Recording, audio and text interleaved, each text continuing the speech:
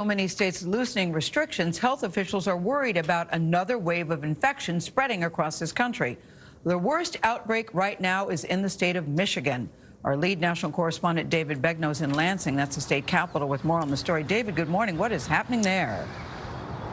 Good morning, Gayle. Just when you think we're ending the pandemic, getting close to the end, up pops Michigan here with another wave. And you know, this wave is not being driven by elderly people.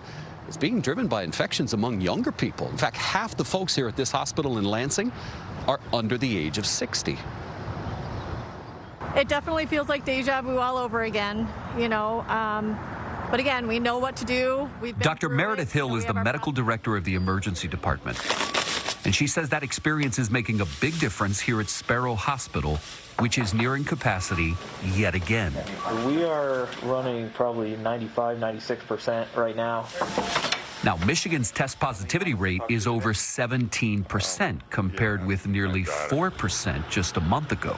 There's obviously more community spread right now. It could be because of the variants that are out there. Schools are going back into session, sports teams, lesser restrictions. Michigan's Department of Health says more than 40% of the new outbreaks are tied to youth sports and K-12 schools. What's the average age of the person coming in infected now?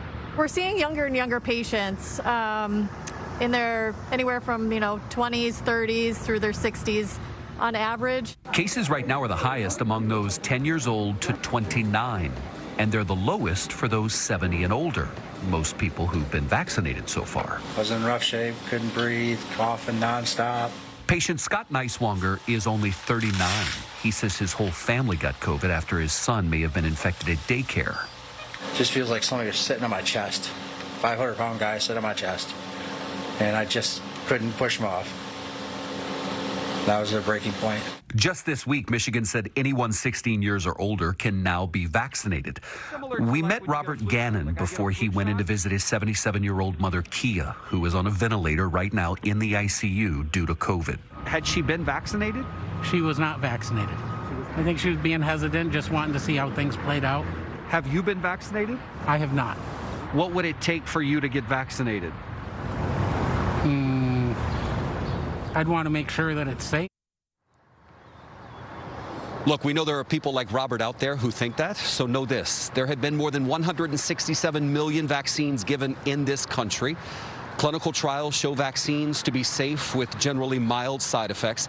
And anytime a death or a hospitalization is reported after someone receives the vaccine, the CDC always investigates. And I want to read you this quote because it's very important. A review of all available clinical information, including death certificates, autopsy, and medical records, reveal no evidence that vaccination contributed to patient deaths. Tony? The science is very clear, David. Thank you very much.